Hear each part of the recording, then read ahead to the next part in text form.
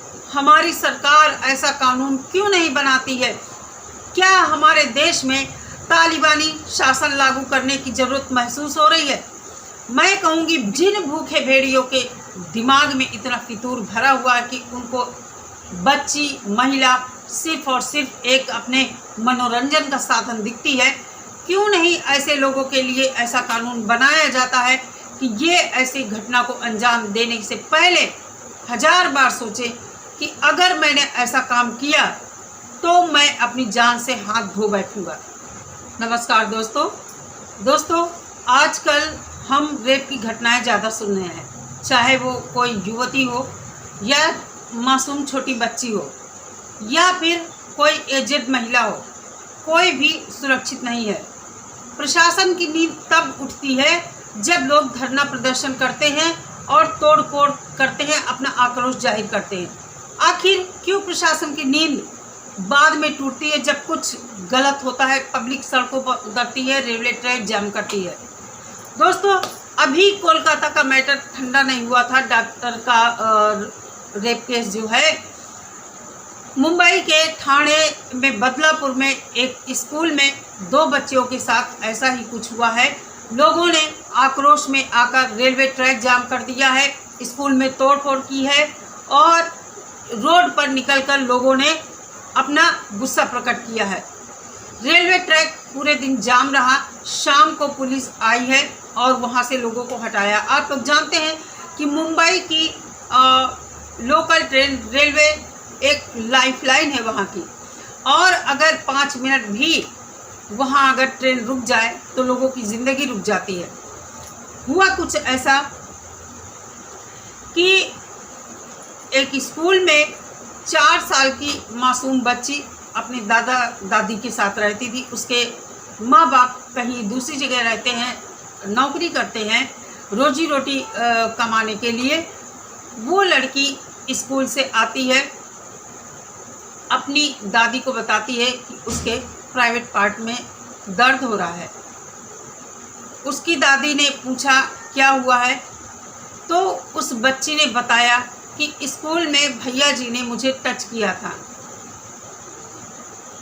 ये सुनकर दादी के होश उड़ जाते हैं। दादा दादी बेचारे बहुत परेशान होते हैं। उन्होंने क्या किया कि उस बच्ची के क्लास की दूसरी बच्ची के गार्जियन कहीं आस पड़ोस में होंगे, उनसे जाकर बात किया, पूछा, तो उन्होंने कहा कि आजकल मेरी भी बच्ची स्कूल जाने से डरती है। उस बच्ची के पिताजी ने जो बताया, जब बच्ची से पूछा, तो सुनकर आपके रोंगटे खड़े हो जाएंगे कि हमारी बच्चियां चाहे 4 साल की हो या 2 साल की हो या बड़ी हो, कहीं भी क्या सुरक्षित हैं? आज चाहे स्कूल हो, चाहे कोर्ट हो या पुलिस विभाग में हो, कॉर्पोरेट जगत में हो या डॉक्टर हो, कहीं भी महिलाएं सुरक्षित नहीं हैं। इस समाज के भूखे भेड़िए जिनके दिमाग में सिर्फ और सिर्फ गंदगी भरी है, मन तो ऐसा होता है कि ऐसे लोग पब्लिक को सौंप दिए जाएं, इन लोगों को पब्लिक ही सजा दे। उस बच्ची के पिता ने बताया कि मेरी बेटी ने बताया है कि स्कूल के भैया जी ने उसके प्राइवेट पार्ट को टच किया है और उन बच्चियों ने कहा मुझे बहुत दर्द हो रहा है। फिर दादा दादी और उन दोनों लोगों ने मिलकर अपनी अपनी बच्चियों की जब मेडिकल बच्चियों का करवाया गया तो उसमें रेप की पुष्टि हुई। आप लोग समझ सकते हैं, इंसान हैवान होता है। अभी नवरात्रि आ रहे हैं आगे, जिस बच्ची का पूजन करते हो, माँ के पैर छूते हो, उसी औरत को तुम लोग भूखे भेड़ियों की तरह नोचते हो। आखिर हमारी सरकार ऐसा कानून क्यों नहीं बनाती है? क्या हमारे देश में तालिबानी शासन लागू करने की ज़रूरत महसूस हो रही है? मैं कहूँगी बिल्कुल।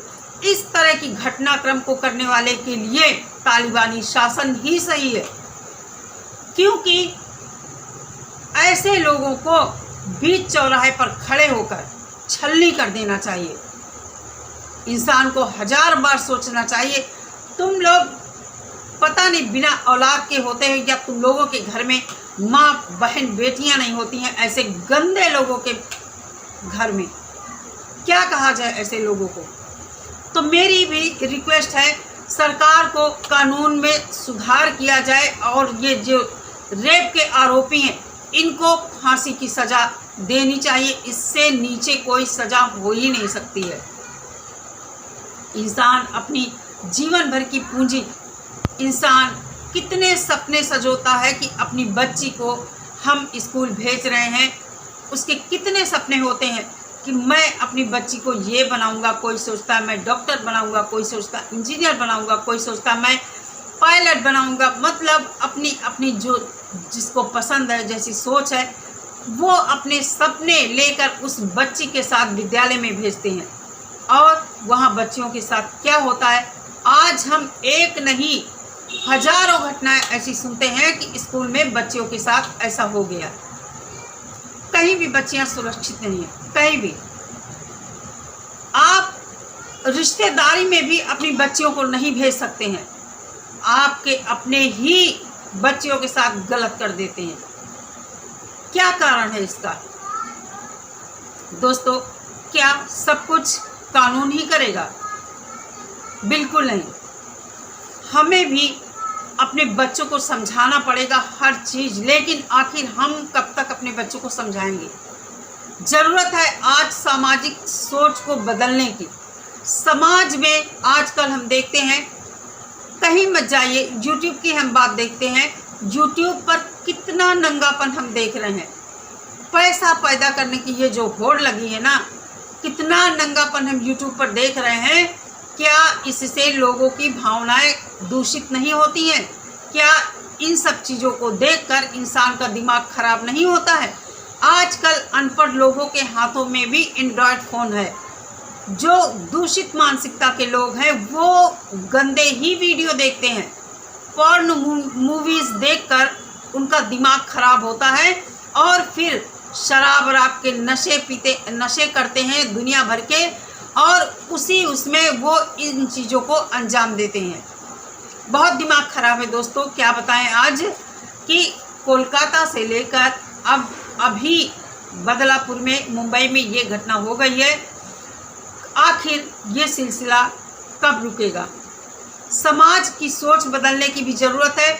ये जो मैं कहती हूँ यूट्यूब पर अश्लील वीडियो आते हैं, इन सबको यूट्यूब को भी ध्यान देना चाहिए। क्या है यूट्यूब की गाइडलाइन, मेरी समझ में नहीं आता है। अभी हम लोग अगर कोई जरा सा शब्द इधर उधर बोल देते हैं या कुछ थंबनेल में गड़बड़ी हो जाती है तो येलो डॉलर आ जाता है, कॉपीराइट आ जाता है। लेकिन क्या इन नंगे बेशर्म लोगों के लिए कोई यूट्यूब की गाइडलाइन नहीं है? तो मैं यूट्यूब से भी रिक्वेस्ट करती हूँ, कुछ ऐसा आप लोग कीजिए कि ये जो नंगे और अश्लील वीडियो हैं इन पर रोक लगाई जा सके,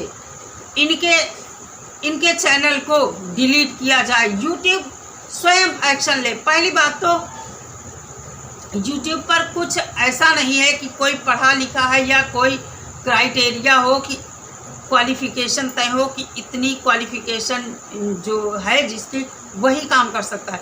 अनपढ़ हो, गंवार हो, कोई भी हो, हर लोग यहाँ अपराधी है, कोई भी हो। आप लोग देखिए ना, हम लोग सीमा हैदर के मैटर में वीडियो बना रहे हैं और इस मैटर में ऑनलाइन रेप जैसी बातें होती हैं। तो भाई यूट्यूब की गाइडलाइन कहाँ है? मेरी समझ में नहीं आता है यूट्यूब की गाइडलाइंस कहाँ है। दूसरी बात, सरकार को चाहिए ऐसे कानून बनाए कि ये जो रेप जैसे केस हैं, ऐसा कानून आना चाहिए जिससे रेपिस्ट या दिमाग में इस बात की जो दिमाग में 1000 बार ऐसे इंसान सोचे, अगर करने का सोच भी रहा है तो 1000 बार सोचे, चौराहे पर खड़ा करके गोली मार देना चाहिए। समझ में नहीं आता है कि आखिर इंसान को हो क्या गया है। क्या इंसान हमारी भारतीय सभ्यता संस्कृति को भूल चुका है? मैं कहूँगी बिल्कुल भूल चुका है। अगर आप मेरी बात से सहमत नहीं हैं, यूट्यूब पर ही देख लीजिए। बहुत कम ऐसे लोग बचे हैं जो चाहते हैं कि हम हमारी सभ्यता संस्कृति को जीवित रखें। चलिए दोस्तों, इसी के साथ इस वीडियो का एंड करते हैं। सभी लोग अपना बहुत सारा ख्याल रखिए, अपनी फैमिली का, अपने बच्चों का और अपने घर के बुजुर्गों का भी। भगवान सबकी रक्षा करें, सबके बच्चे सुरक्षित रहें और जो अपने जीवन में चाहते हैं वो करना, उनके माँ बाप के सपने जो हैं ईश्वर साकार करे बिना किसी बाधा के। मिलती हूँ नेक्स्ट वीडियो के साथ। नमस्कार।